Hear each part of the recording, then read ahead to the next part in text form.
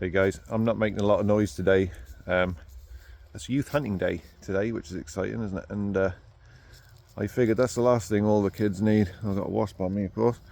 That's the last thing all the kids need, isn't it? Some jerk Englishman screaming a Detroit diesel and a Q siren out in the middle of the woods, in the middle of nowhere, while they're all trying to get their deer. I'm being covered in wasps here. Jeez. Anyway, what I thought I was going to do is, while I'm being quiet here, just give you a quick look round engine 243. I've been giving you a lot of views on old number 4 here, but we haven't really looked round engine 243, so I thought I'd give you a quick look at it. It's out of Orono, Maine.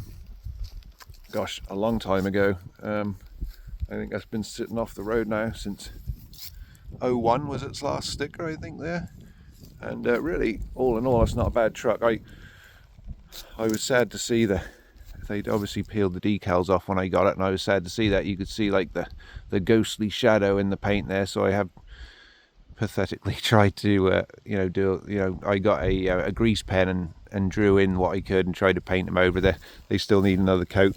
I got the company 24 and I got the 243 on the side so far, and I've done what I can with the Orono, but I'm no sign writer, guys, so I just I didn't like to see it like that. I like to try and restore little bits if I can, and I like to see them with their original livery on them, because you think, that's how they spent their whole life, isn't it? These old things, they were part of the community and part of people's lives for years, weren't they?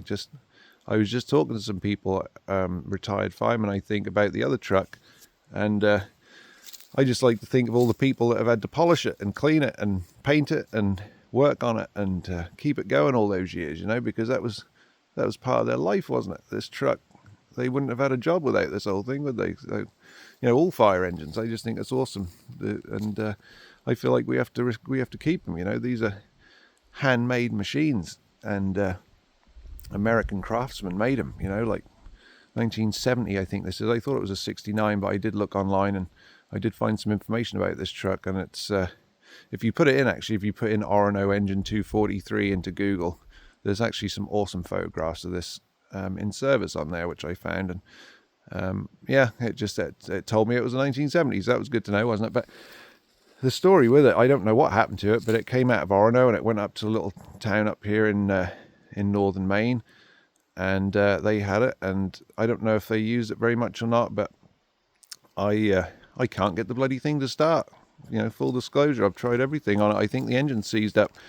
It's got a Cummins, I think it's an NHC or an NTC 250, something like that. It's not a big cam Cummins, I don't think, but it's got a straight 6 Cummins in it, diesel, and it's got a lovely 4-speed or a 5-speed, which is what I really like about it. Gosh, I love the manuals.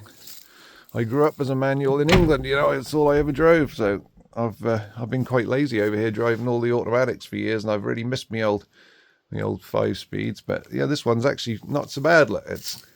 I've cleaned it a bit, but I cannot get that engine to turn over. So if you know anybody that does these will they start videos, gosh, I'd love for you to collaborate with me and come and get this old bugger going, because I don't think this has been started in about 25 years as far as I know.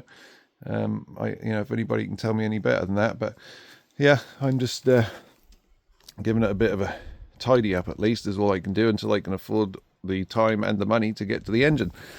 But we have got the green one in the other videos here that we've got running so far, so we've got something coming along anyway. But she's really not that in that bad a shape. There's some rust on it and that, but it's sat out here and got worse at my place than it has in the last 25 years, probably just from the wet and the damp.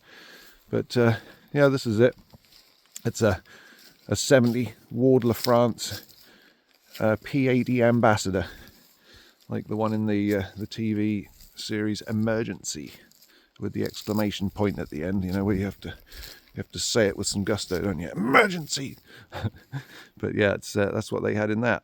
They had one of these, I think, and I've always wanted to do one of those out of it.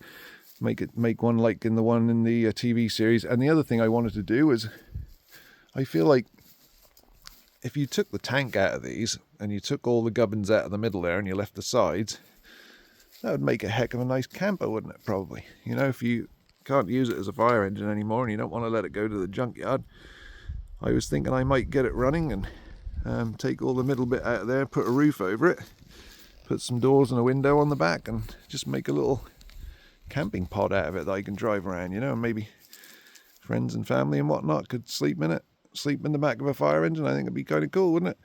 And you know, it's still, like I say, still have it driving, and I just thought it'd be kind of nice. So one day when I'm rich from all this YouTube, I will try and do that probably, but they're just sitting here for now.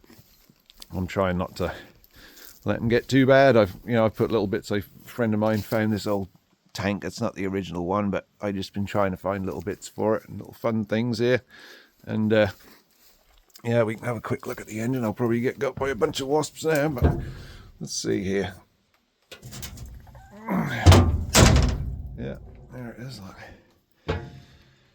Like I say, I think that's a inline 6 Cummins NTC 250 or an NHC 250. I'm not sure. Please put that in the comments for me if you don't mind. And yeah, that's just a bit about the old girl. And I hope that we're going to get her running soon.